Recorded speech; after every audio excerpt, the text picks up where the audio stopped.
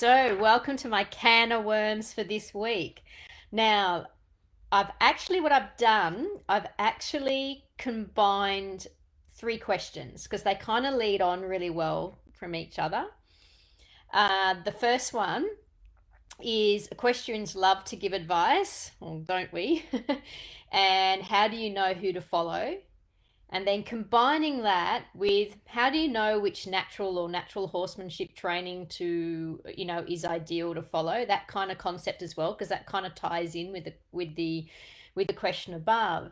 And then Angela, you wrote a really cool question about, you know, how do you transition round penning and groundwork into the saddle? So that is actually those three things are actually combined. So I'm going to attempt in this half an hour to actually deliver you my can of worms thought on those things. Okay, so look, in a nutshell, I'll answer those. So, who do you follow and which training is ideal to follow? I can actually say that in a nutshell. Okay, so in a nutshell, I can answer that and say it's the person that expands your beliefs, okay, that makes you see things you couldn't see before and makes you feel more in control of your horse and more confident. That's the person that you follow, is that person. Okay, now which training to follow is ideal? Okay, it's the one that reduces the overall stress experienced by the horse. Okay, which sets them up to cope with mental, emotional, and physical ordeal of being ridden. Okay, and what it gets exposed to. That's the ideal. It's the one that at any time can give you a risk versus benefit of every training decision that they make, okay, to show that there's thought involved in it, not just a traditional way of doing things, that they can actually tell you why they're doing things, and the risks versus benefit of doing it, okay. And the one that understands working with horses is all about making good decisions based on good evidence and actioned with exceptionally developed and cultivated skill. That's the one. So that's in a nutshell. If you want me to say that in a nutshell, the answer to those questions, that's it. I'm now going to give you the long answer. So hi guys, love to see you. So please chime in with comments as you go. So I'll pause throughout the live and with my can of worms, and feel free to chime in on the can of worms. Okay, that's what I hope. Okay, so let me give you a rundown of what everyone experiences, when they love horses or with anything in life, truly. So let me just give you a little bit of an insight into your brain and your mind. Okay, so everything you experience in life at any time, your brain absorbs and takes in. Okay, it just does. But to make it efficient, okay, what it does is that it stores things as memories. But to help retrieve it and make you an efficient creature that doesn't be too slow to process anything, it creates these things known as beliefs. And beliefs are basically the categorization system of your memory. So instead of, when your brain asks the question, when it experiences something in life, it goes, your brain goes, what do I know about this? And what should I do? Your brain goes to your beliefs. Okay, so we basically say it's beliefs. It's just to make you more efficient, and that's what they are. Okay, now beliefs are not facts. Beliefs are opinions. They're basically where you are up to in life. And your brain and what it knows is forever restructuring and changing it. There's a thing though that happens with us as humans, is that we tend to be very drawn to things that just agree with our beliefs.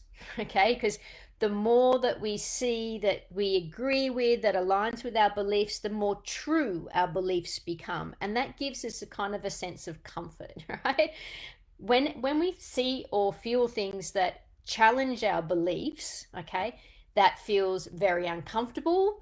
It makes us feel frustrated. It makes us feel all these kind of negative type things because they don't align with our beliefs. So look, that could be something to do with how you expect your horse to behave and it's not, or something that you think should work and it shouldn't. That's clashing with our belief of what we think should happen. So that's uncomfortable. But also when someone says something that is against your beliefs, that's also uncomfortable. Okay, so our brain feels comfort in seeing things that align with our belief and discomfort when it clashes. Okay, however, your beliefs grossly limit you. Okay, because your beliefs limit what you know and what you can see as well. Okay, and I'll talk that a little bit, I'll touch on that a little bit more as we're going on. So basically, our beliefs are a summary of everything we know up until this point here, up until now. Okay, but as you live your life, they're continually changing. But what you want, right? You want someone that's going to be able to get in there, because for you to grow and develop and help a horse, you might have had horses in the past and it was all fine, but a horse comes along and presents you. And I believe horses that come along and present to you difficulty or challenge, that's the horse gods giving you something and telling you, you know what, human, right here, right now, you're ready to learn something new about us. Okay, so every horse will present to you a situation where they'll challenge your beliefs that make you grow and expand. And the questions that were asked, the can of worms question is like, well, who do you know who to follow? How do you know, which person is giving you the best advice, etc. So it's the person that's going to challenge those beliefs, and that's going to challenge it in a way that is going to support you through the discomfort. First of all, they got to get your interest. Okay, then they got to, you got to be interested in it. You got to allow yourself to sit there and listen to that information that might clash with yours or might feel uncomfortable or might seem strange, etc. But they're going to present it to you in a way that is interesting, okay, and engaging, and then they're going to support you through the discomfort.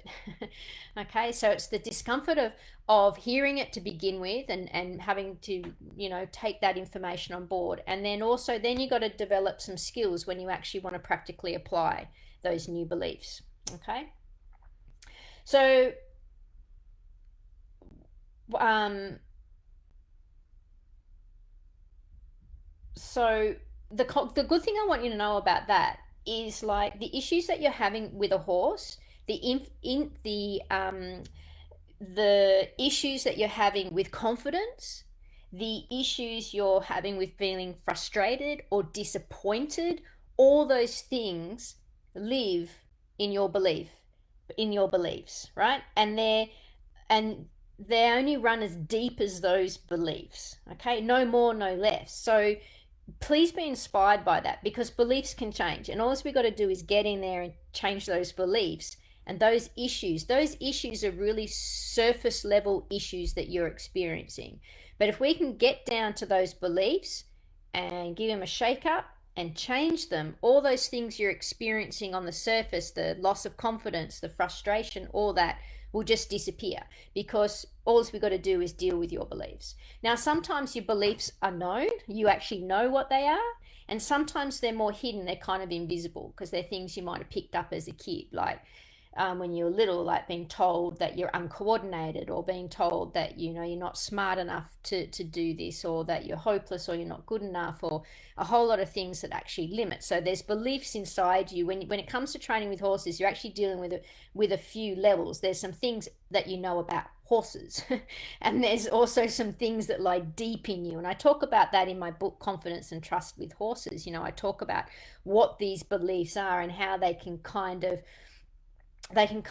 be insidious, and they sit there and they limit and they hamper your progression with horses, because they're kind of negative things about yourself that some person or some experience in your past is put in there that limits you. Okay, but anyway, when it comes to knowledge about horses, we can do something about that. Okay, so I want you to be inspired by that. So instead of looking at a horse, and I'll never forget this moment where I had this really beautiful, amazing warm blood that I'd finished uni. I worked for a couple of years to save up and buy this incredibly flash horse, and for 7 years, he completely and absolutely kind of scared the hell out of me.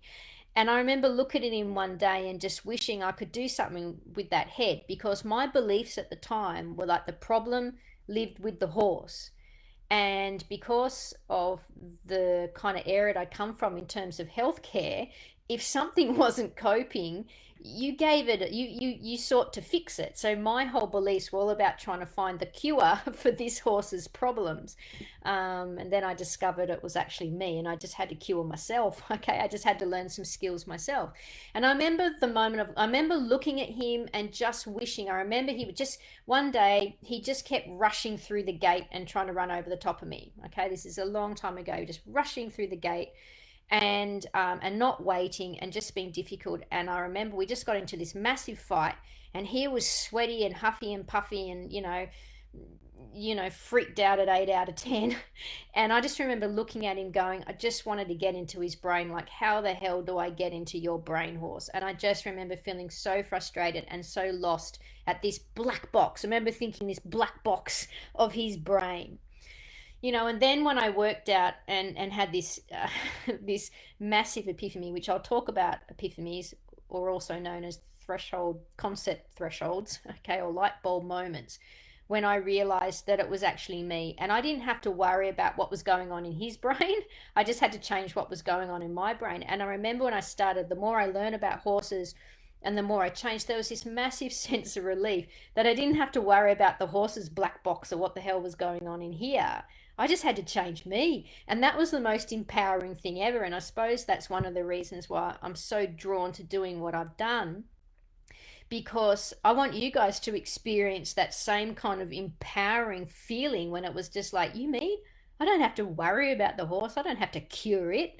I've just got to I just got to do some things myself, and that is massive. Okay, that's this massive relief that you've just got to worry about you, and you have total control over you, not black box horse. Okay, so I'm in the job of of helping people expand their beliefs, and my whole thing, what I want to do is that I've worked out the kind of the core things you need to know about, the core skills you need to know about. And I create this belief system inside you that creates like the foundation. So it's like the foundation of a horse's training. I've what I believe is the foundation of your horse knowledge and skills, right? So I've worked that out. I've mapped it all out. I've worked it all out. And it's been discovered through, yes, I've got my expertise is in human learning and how to think and how to build skills. Okay, so it is in my kind of my research expertise, but also I'm like a living example of someone that has got very good with horses purely because I focused on my learning, expanding my beliefs, and I've been given these opportunities. And I can show people how to orchestrate that for themselves. So I'm like a bit of a freak. Some moons align for me, but I've been able to map it and blueprint it, and I can put people through it and get people to experience the same kind of like massive skill development, okay, that I actually went through. Yeah, so my job as a teacher, right, is to give you these core skills, this core knowledge and these core skills. And what I do by creating that, I then create someone that can go on and can look at anything. So with me, I developed this core knowledge and core skills that, and I just focused on like on one system, on one learning it, okay, and I learned it all the way through, and I developed these core skills.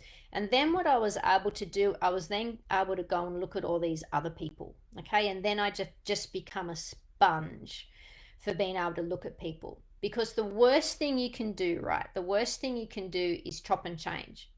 So you look at someone for a while and then you think they're crap, and you look at another person for a while and you chop and change. And that is no different than going, right, horse, I'm going to train you with this method for 2 days, and then I'm going to swap and we're going to do this other method, right? And then this other method. And we know with horses, right, if there's no consistency, you don't get any learning or progression. The lack of consistency is very detrimental to progression. But people do that to themselves all the time. They chop and change. They chop and change because they think something doesn't work, okay? But what they don't understand is that there's struggles when you're learning it that you need some support. And normally the struggle involves in the lack of these core skills. And as I said, my job and what I want to do, I want to set people up to be able to enjoy all the knowledge and the trainers out there, okay? And to get the most out of them. Because I've worked out what those human things are that you need. And I'm an expert at building those that gives you this skill set and this knowledge set to be able to see stuff, okay, and take stuff on.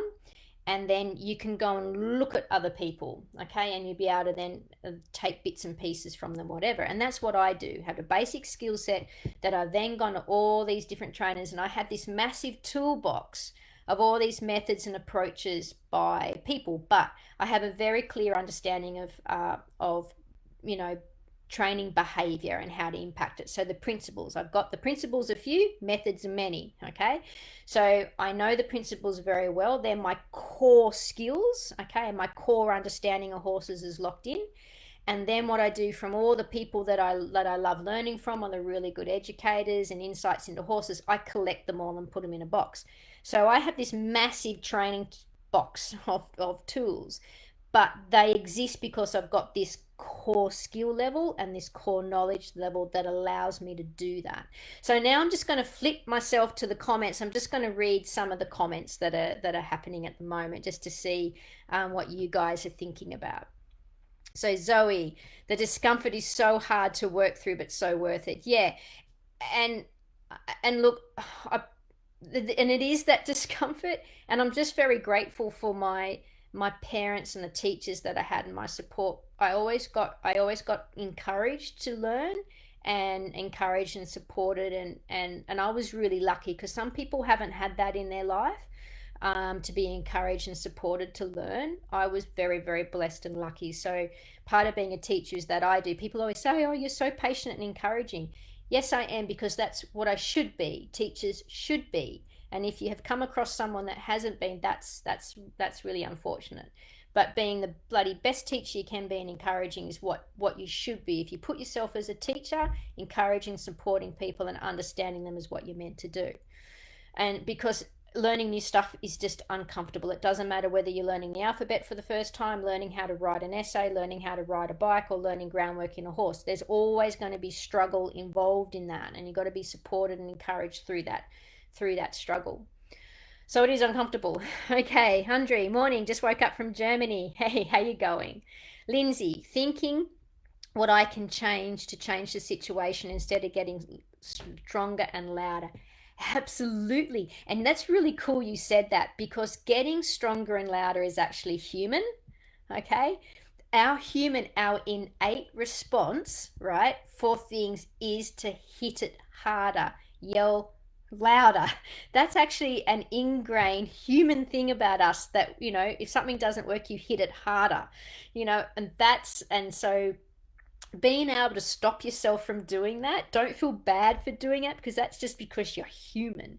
It's actually all those beliefs and learning or whatever that allows you to stop, and I'm good at picking up that stop now in myself, because I primarily work with pressure, is that being able to turn yourself off and not let yourself be dragged down your human thing to want to like hit harder, push harder, drive harder.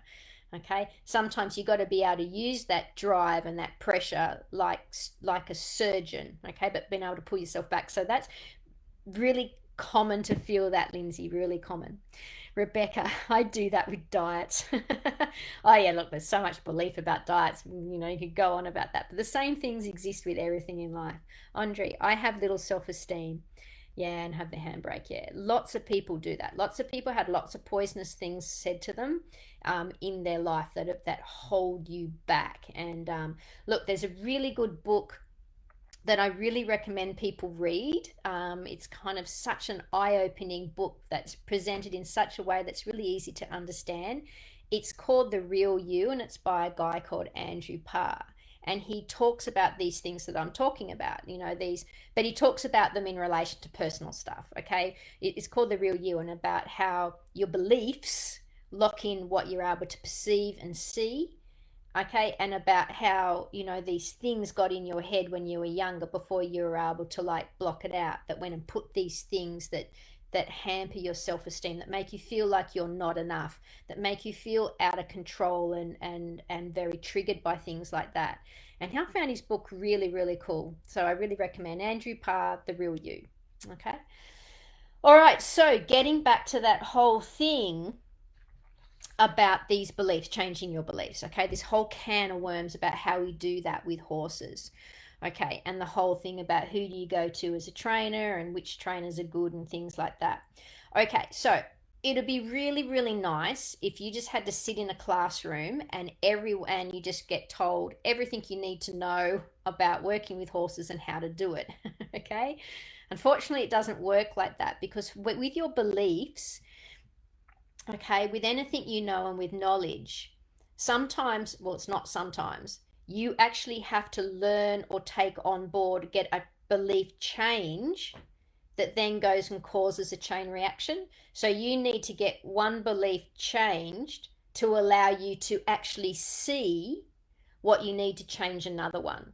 Okay, and that's actually called, they've actually got a special name. They're called threshold concepts. Okay, you need to have a light bulb moment. So you need to have a light bulb moment.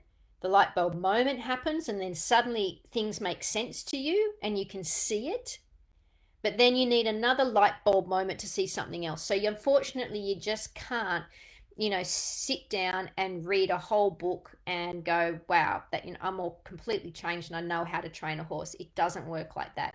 You kind of got to, you got to chug through the beliefs, okay, and have them change and have this threshold. It's called a threshold concept because you've got to pass over a threshold from not knowing it to knowing it. And threshold concepts, so they change your understanding, they change your beliefs. And I'll tell you something really funny that happens because part of my job, as I said, is supporting you guys through these belief changes. And it can be really empowering, okay, and really empowering, but also, as I said, this whole thing about discomfort. And I get told this so many times, with people going, oh my God, like now I can see what you're talking about. So I teach you how to actually watch the conversation with your horse, okay? Watch to see when you ask them a question, you ask them to do something, what do they say? So I get you very in tune with what the horse is saying by being able to read them, okay? And being able to read the emotion in them, okay? And most people see that for the first time. They never noticed that before. But then it's very common for me to be told that people get, gosh, they used to really enjoy going to shows and to adult riding club, but now they go there and it's so confronting because they can see all these unhappy horses that they never ever saw before. Okay, so crossing a threshold and having your beliefs change, and of course, your beliefs control what you can see, and now suddenly you can see things you never saw before, which means you can also see the discomfort in horses. And that's very confronting. And lots of people go through a thing of challenge themselves. I know I've gone through it myself of going, holy crap, is this the right thing to do? Like, is it cruel to ride horses? Are we being cruel? Right? And that's a can of worms question in itself. Maybe I should do that one week. Okay. That's a real can of worms, but it's really, really challenging when you can see stuff. But then I've got to take you to the next level and show you that how you can help those emotions in horses, and you can. Okay, so just going back to the feed again, so I just need to be consistent, and if I get on a roll, I feel I'm getting somewhere. Yeah, it's all about being consistent with the horse, but you've got to learn how to be consistent and you've got to work out when you're not being consistent. That's all part of learning. Lindsay, being able to analyze what you want out of instructor. Oh, Lindsay, yeah, and that's what I want to set you up for. I want to set you up for with this really core understanding that allows you to actually critically appraise what people are saying and what they're advocating, and being able to look and go, oh, no, that's not right. And being also able to protect your horse during a lesson. So my thing is, I'm not a riding instructor, right? I can teach you how to do things, but I want to set you up with this core, knowledge base and skill base that allows you to go out there and enjoy the world and go have lessons with your favorite instructor and that person that went to the Olympics, and go off to that eventing clinic and that great horsemanship clinic. Go off and do it and enjoy it, right? Because you've got a horse you can go off and enjoy now. But what I want you to be able to do is when you go off to that lesson, of being in control of your horse's experience. And if that instructor is telling you something which you feel is just over pressurizing or not helping your horse, and the advice they're giving you is not helping you, and your horse is getting distressed and they're ignoring it, okay, being in control of of saying, no, I'm not going to do anything. I'm not going to do that. Okay. And it's been so great with lots of my clients have learned how to do that, have learned how to step out of a lesson, have learned to say no to instructors or coaches. This is not right for my horse. No, he is not coping. No, we've got to step back. This is too much for my horse. So yeah, being able to have the skills to identify that, but also the courage to say, like, no, because you're right. You're in control of how that horse feels and its experience. Lindsay, yes, cause and effect. That definitely. Everything's a cause and effect, and being able to read it and being aware of it. Okay, so the job of a good instructor or teacher is to get you across these threshold concepts, okay, to open it up. And I remember my first threshold concept was horses learn from the release of pressure. And everyone says that all the time. Everyone knows, they can rattle that one off. But I didn't truly understand what it meant. And it was actually looking at a lateral flexion demonstration that finally let me really understand what that meant. And why that moment really got my attention was because I just made a horse's mouth bleed. Yes. And so I was horrified by myself. So I was in this state of where my beliefs were massively challenged and feeling terrible. And I just happened to see this thing, horses learn from the release of pressure, and a lateral flexion demonstration. And that was that was my gateway into training horses, was that moment.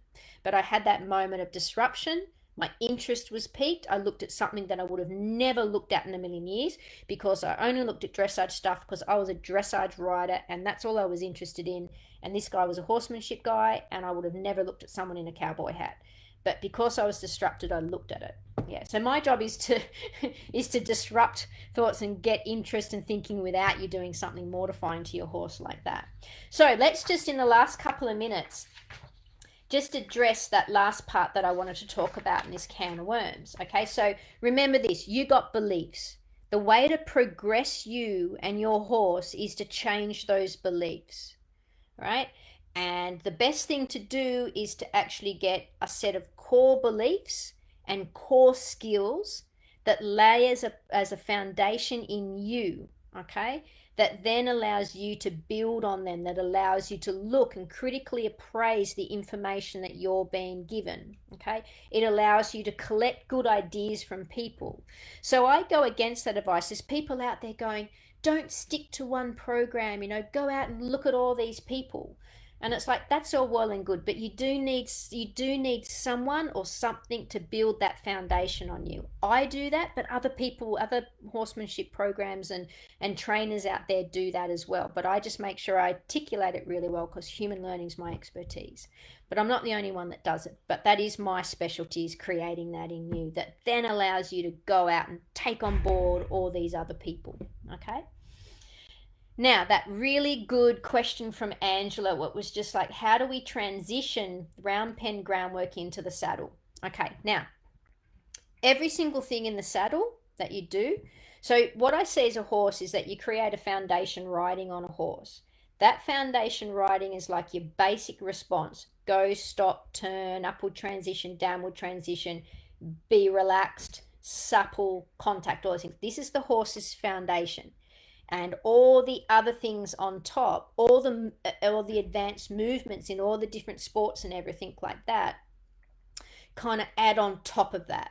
But it's this core foundation that we've got to create. Now, every single thing in that core foundation of a ridden has to be supported in groundwork and then supported in the round pen. I can trace every single thing back in the saddle to response on the ground. And that's why I solve problems that are in the saddle, because I restart at the ground and I make it really good there. So I fix about 80% of problems in the round pen, because it's either a response that's not so good, the horse has developed a bad habit in a response, or so it could be a lack of clarity, and it just also could be an emotional response that they've got, or like a working attitude, negative attitude that they develop. So I can tweak all those things in the round yard. So every single thing, the round yard's simple, groundwork gets a little bit more complicated, but they've all got to be linked together, and then it goes into under saddle. So just say the response to the rein, it starts off leading, okay? Steering starts off leading. Then steering goes into lunging circles and then follow the feel, okay? Or I should say yielding the hindquarters into lunging circles, into follow the feel, into sitting on their back, yielding the horse's hind end, into bending to a stop and bending transitions. And then that all becomes beautiful steering, okay? Because you're teaching the horse to follow a feel of the pressure on their face. Then that goes to following the feel of the bit. Okay, so that's how it all works. It all can be traced back there. Okay, so it all can be traced back. So if I've got a bad steering problem, I go back to the easy thing, make sure that's all really good. And hopefully if you did my course, the course that, the put up, you at least got to see the lateral flexion stuff and how important it is to get that first response. Because all the people with steering problems or contact problems or whatever, it's just dialing down into that. You can see the horse will turn one way like this and then the other way like that. And they've developed that bad habit on the ground. You've got to fix it on the ground. Okay. All right, so everything from the ground, everything in the saddle can be traced back to something on the ground. Now, don't do this. This is the final thing I'm going to say in this live is that I used to think groundwork, right, was this random stuff you did to fix the horse, and then the horse was fixed and you could ride it and it was much more relaxed. No, doesn't work like that, okay? I went off to Steve Brady clinics and Andrew McLean clinics and all these clinics in my past. And that's all I saw groundwork was this thing that you did that wasn't actually connected to riding. Okay, it's all got to be connected because you're training the response, right, on the ground when you're not on their back, and you're just adding to it until you sit on their saddle. So everything you do from the round pen to groundwork to on their back should just be able to be linked in and just slightly different. Okay. Anyway, so that's what I teach. So my programs of my how to round pen, how to groundwork, and and very shortly, the next few weeks, I'll how to put a foundation on a horse. That will be my third. That finishes my core skills, okay, that you need to be able to do to work a horse. And so you'll find those things in there, and that they're all linked together. Okay, so they've all got to be good. So you just don't groundwork a horse and then get on it and it's miraculously good. You don't. It's all about retraining responses, but just not the response, but the horse's clarity, their motivation, and their confidence all the way through up into the saddle. Just going to go to the final comments now, guys. Okay, so Rachel, yes, I am thrashing that out now. Is it cruel to ride, etc.? I'm still struggling with the dominance, passive leadership, relational horsemanship, relationship, make them versus respect. Oh, you summarized it really well, Rachel. This is good. I cannot say what it is that is missing within me at the moment. Much closer than I have ever been, but it's there. Yeah, it's good you're having that means because you're experiencing this, oh my God, this kind of juggle of the ethics of like, is it cruel? Is it dominance? Do we have to be passive? Josh Nichols, I think, with his relational horsemanship, relationships and everything like that, make them respectful. Don't make them respectful. Because you got this challenge happening in your head, it means your beliefs are all up in the air, okay? Which is good. It means they're changing, okay? And the little hint I can give you about that is like before you get anything, before you get any kind of relationship, you need communication, okay? So communication, and to have communication, so you have communication, you've got to be able to talk and be understood. And the next thing you have is you got to have boundaries. Okay, you got to have boundaries of what is cool and what is uncool. Then you can form relationships. But if you have no communication and you have no boundaries established, you're setting that up for a toxic relationship. Okay, so what you got to focus on now, my hint to you, Rachel, is all about communication. Alrighty, guys, I think something just happened to my feed. It just went a little bit red anyway. I hope I haven't disappeared. But I'm going to say goodbye now, and I hope you enjoyed that can of worms. See you later.